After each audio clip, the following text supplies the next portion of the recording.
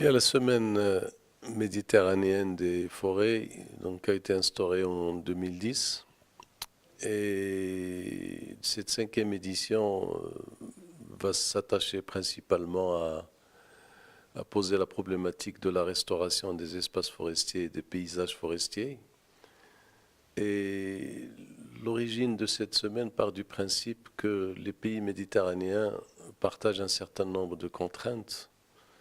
dans les espaces forestiers, d'abord à travers les structures du climat lui-même dans sa partie, donc période de rupture, précipitation et espèces forestières aussi, mais également compte tenu des défis futurs, parce que nous savons que toutes les études sur le climat montrent que notre zone méditerranéenne connaîtra un certain nombre de difficultés, notamment dans le cadre de la réduction des précipitations en termes de volume, mais également en termes d'augmentation de température et aussi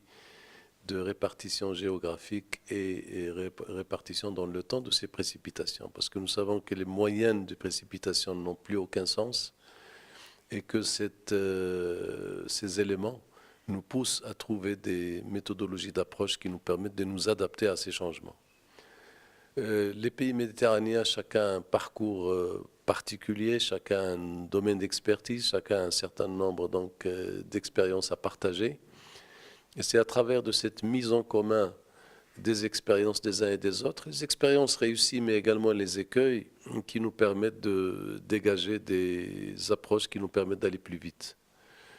Les défis que nous connaissons, qui procèdent de ces changements climatiques, sont des défis que nous vivons chaque année.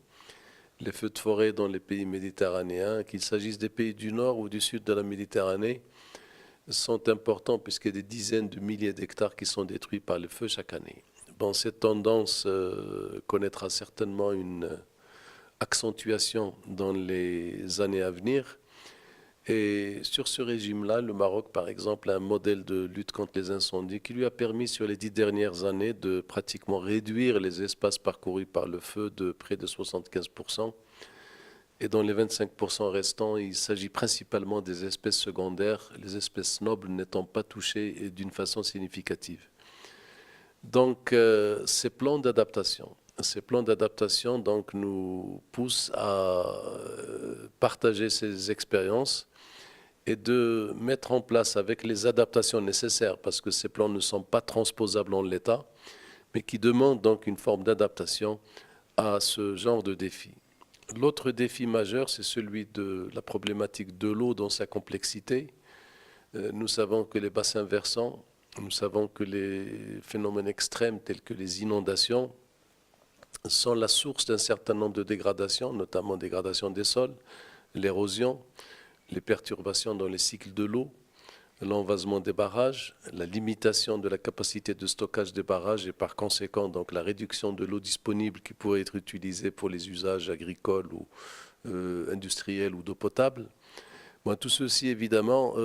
nous pousse à voir les expériences des uns et des autres pour augmenter la cadence des capacités de reboisement, mais surtout d'aller vers un partage des données, notamment dans le cadre de la recherche forestière, avec des espèces adaptées et avec une programmation proactive qui permet de tenir compte de ce qui va se passer dans les décennies à venir, parce que nous savons que nous travaillons dans des écosystèmes naturels, nous travaillons sur le temps écologique qui est très long, et par conséquent, ce que nous plantons maintenant, c'est en préparation de la forêt de 2060, 2070 ou de 2080. Donc nous avons l'obligation de tenir compte des transformations futures pour faire les plans de reboisement actuels. Et puis le dernier point qui est essentiel, nous savons que les forêts méditerranéennes sont des espaces ouverts qui sont grevés d'un certain nombre de droits d'usage.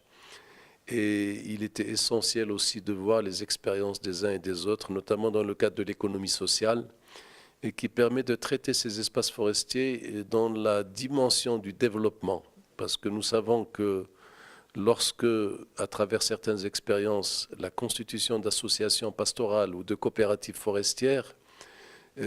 peuvent adhérer donc à une forme de mise en commun des problématiques et des défis locaux, Ça permet de dégager donc cette approche partenariale et participative et qui fait que lorsque les populations rurales dégagent leurs revenus des forêts, ils en deviennent les défenseurs et les protecteurs. Donc c'est cette approche-là que nous devons donc cultiver et intensifier pour faire face aux défis de demain.